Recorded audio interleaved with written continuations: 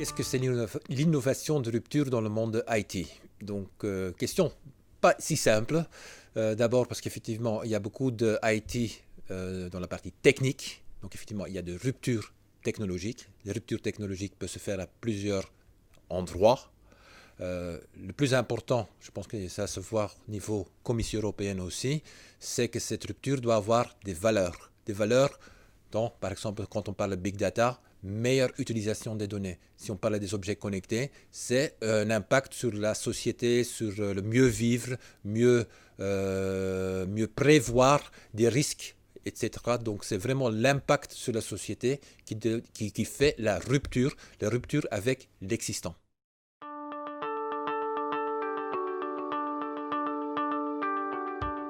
Je pense qu'on a beaucoup de bonnes idées en France, donc c'est pas ça qui manque en France.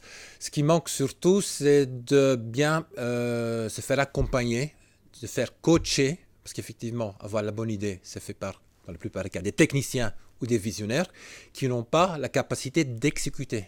Et donc là, effectivement, il faut faire appel à des coachs qui permettent justement la mise en relation des équipes, des coachs comme moi, comme quand on a 350 chez PNO, pour effectivement packager, mettre le produit, l'idée en produit en commercialisation en export international.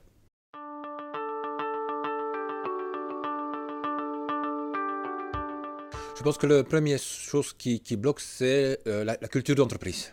Donc on a des équipes, on a des différentes divisions dans les entreprises. Et effectivement, c'est aussi pour ça qu'effectivement, il y a des consultants ou des initiatives qui cassent quelque part le traditionnel. Donc, une innovation de rupture n'est pas que innovation de rupture, c'est aussi, dans la plupart des cas, faite par des groupes au sein d'une entreprise ou l'entreprise avec ses partenaires qui fait justement de manière différemment les choses qu'on a fait avant. Donc c'est une rupture dans l'utilisation, rupture dans le développement pour à la fin obtenir un produit de rupture.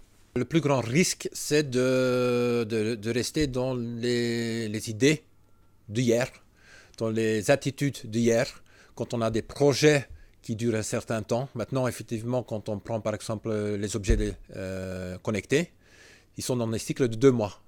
Donc, quelque part 2 mois, avant c'était un site jetable ou un produit jetable. Non, maintenant ça devient effectivement comment est-ce qu'on industrialise ces petits mini-projets dans un grand projet. Donc c'est déjà, psychologiquement, c'est déjà une rupture dans la pensée. Comment est-ce qu'on fait un projet global avec des tout mini-projets? Et là, en créant la rupture, en mettant des gens autour de cette rupture, des centaines de mini-projets, il y en a sur ces 100 projets, la moitié qui ne vont pas réussir, mais c'est donc comme dans le passé, quand on faisait un développement, parfois un développement ne passait pas le contrôle qualité non plus. C'est-à-dire maintenant, on voit ça beaucoup plus vite, beaucoup plus rapide. Donc les cycles sont plus rapides, mais beaucoup plus excitants aussi. Donc c'est plus facile dans cette nouvelle organisation de motiver les équipes, mais il faut effectivement y aller. Donc c'est effectivement un changement à l'interne, mais tout est bénéfique pour la société.